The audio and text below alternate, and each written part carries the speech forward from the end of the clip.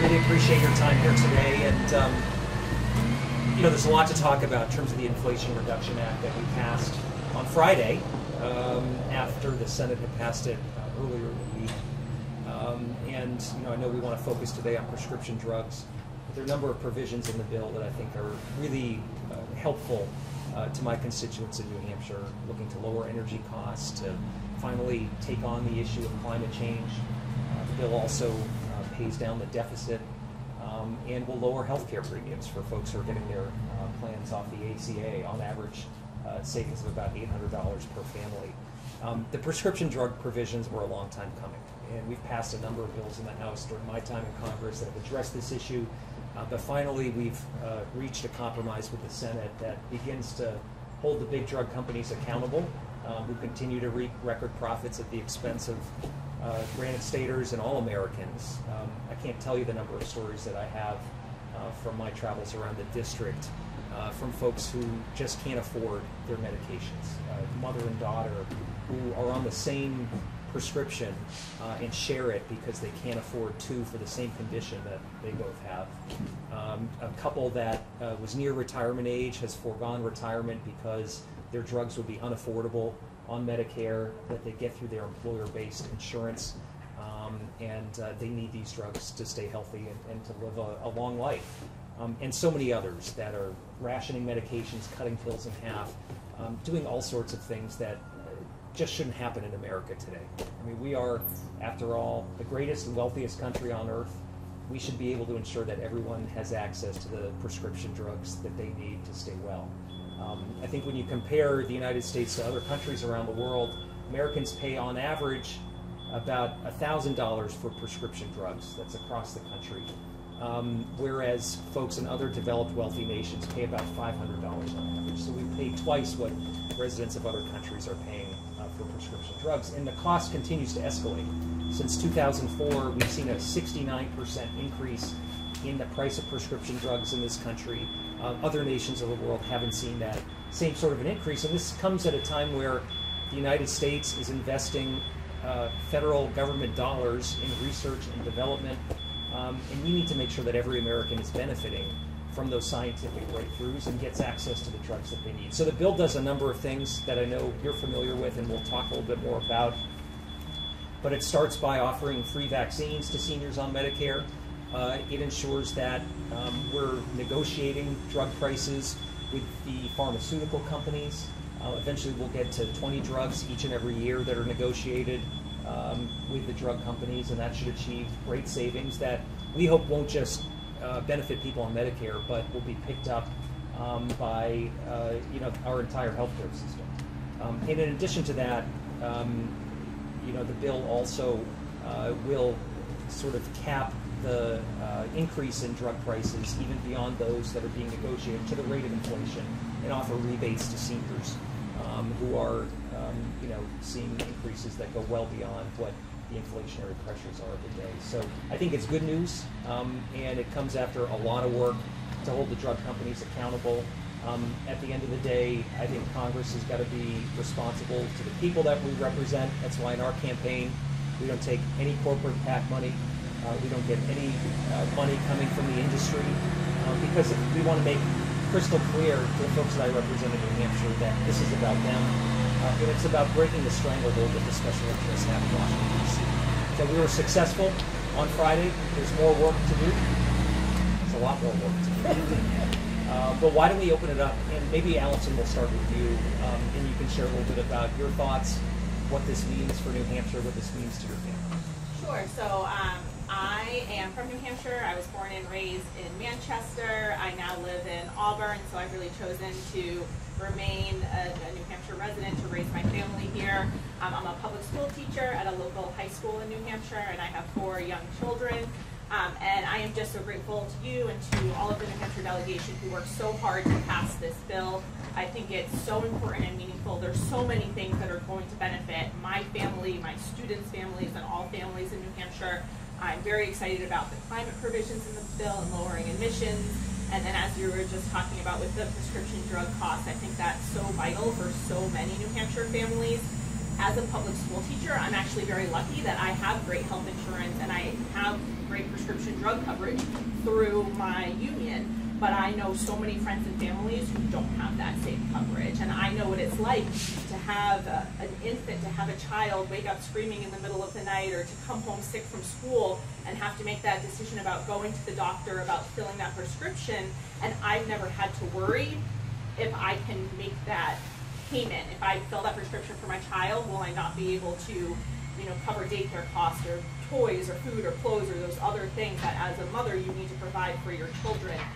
And even though I haven't had that struggle, I've seen friends and family have that struggle, and I know how comforting it is when your child is sick that you can just go and get the care that they need. And that is something that every Granite State family deserves, and something that every American family deserves. And I think this bill will go such a long way to providing that to more New Hampshire families. You also mentioned the savings through the ACA. I have several family members who are self-employed or own a small business, and the ACA was just completely game-changing for them in terms of being able to provide health insurance, and now to provide even more savings to them is going to be so meaningful, as well as the energy savings. That's something else that my husband and I this summer had to sit down and look at our budget and really think, okay, we know that energy is going to cost more this winter. What can we cut in our budget? That's something that we have to pay for, and I know other families are doing that as well, and this bill will really help with energy savings that is going to benefit my family and other families so much. So I know this wasn't an easy thing to get passed, but I just really appreciate your hard work, your dedication, because it's something that is truly going to help New Hampshire families, and something where we're going to see an immediate difference in our budgets and making those decisions about how we can best provide for our children and for our families. Well, thanks, Allison. I appreciate your perspective. Romano, why don't we turn to you next? You're a state employee. Tell us a little bit about this bill and how it impacts your family and folks that you know. So my name is Romano Martins. I'm a member of the State Employee Association. And in that, I'm also in my union's retirement committee. So you can imagine how happy we were with this bill passing. It makes a big difference in the life of so many retirees, and like somebody like me who will retire in New Hampshire. I arrived in New Hampshire in 1972. This is where I went to school. I brought up a family. I brought my family, raised my family. This is where I worked. And this is exactly where I'm going to retire. But I'll tell you this, things have changed in such a big way going back. Before I worked 30 years for the state, I worked 10 years in manufacturing. Back then, we had health insurance, top to bottom, A to Z, all prescription drugs were all included. It was never, ever a worry that we had. All these things, one thing at a time, got taken out, and it got substituted with co-pays, and then the co-pays became no pay, and then a lot of people have no insurance. So a lot of families have a lot of stress about this, and it's way too often that we hear about seniors that have to make up a decision, have to make up their mind which they can afford, whether they're going to buy food or fill up their prescription. And no human being should be in a position like that, ever.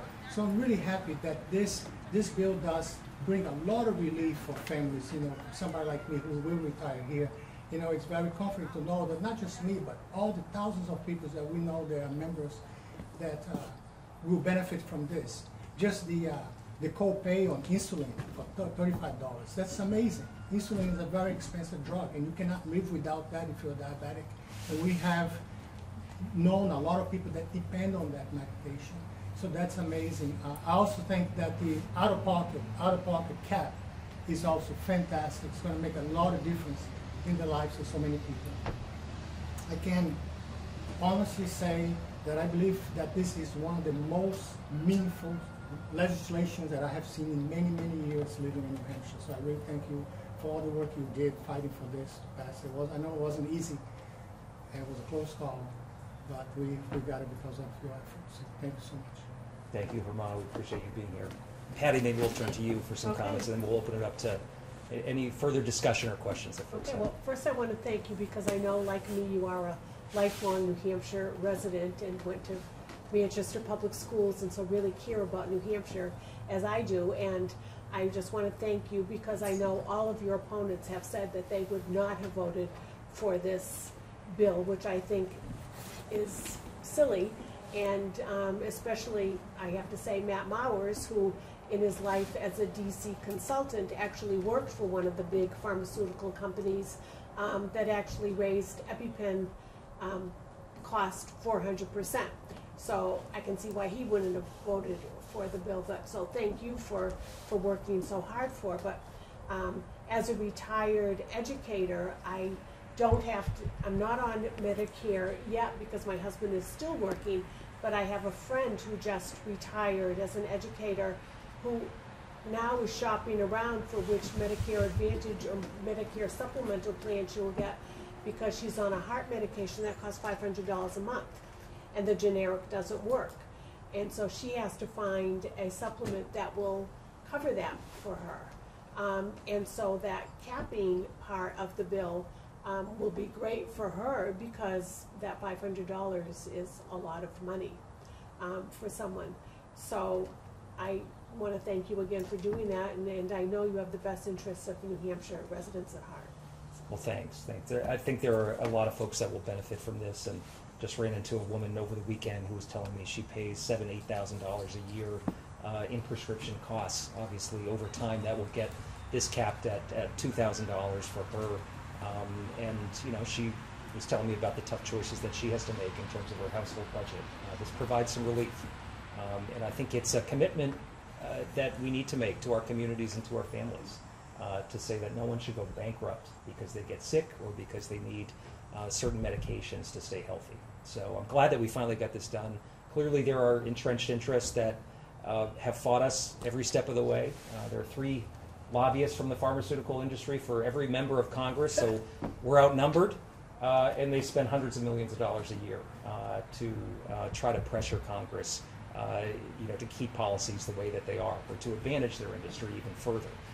And one of the reasons why price negotiation was hard to do was the drug companies actually had a carve-out in law that prevented our government from negotiating cheaper prices, just as we do with VA, but to do it through Medicare was prohibited.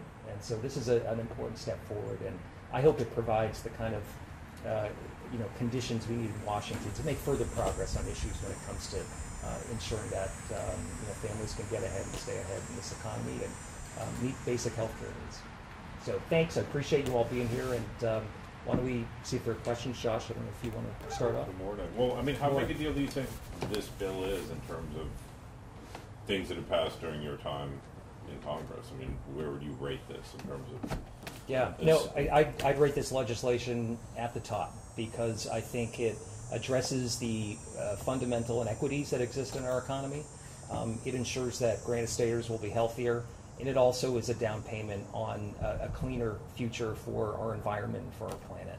So this is really significant, and I think encompasses a lot of the priorities that we hadn't yet been able to act on in Washington when it comes to healthcare and drugs and the environment. So I think there's good news. I mean, what would have you hoped?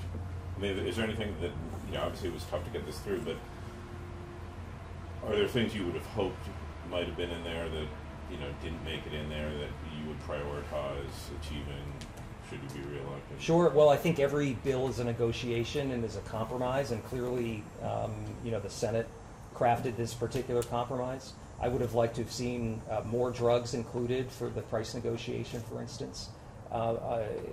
That's just one thing that I think got negotiated down a bit.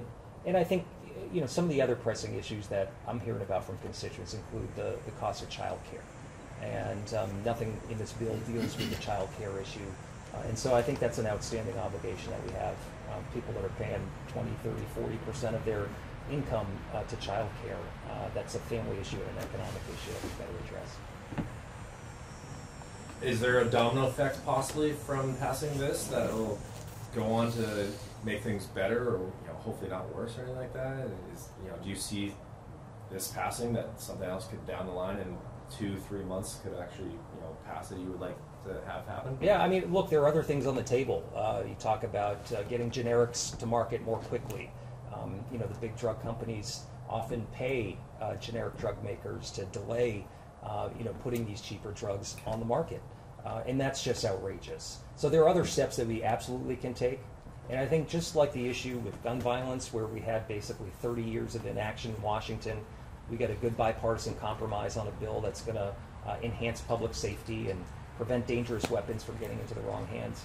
I think this, will help show the path forward for policymakers, that we can take on the industry and it can be a win for our constituents. And based on the feedback I'm getting from folks across New Hampshire, they understand what's in the bill, they like what's in the bill, and they want to see more of it.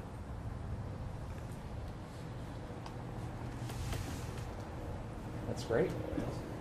Well, thank you all for coming by. Thank you. Good to see you. Thank you. Yeah, you. we appreciate it. And I'd say good luck in September, but good luck in November. Yeah, yeah.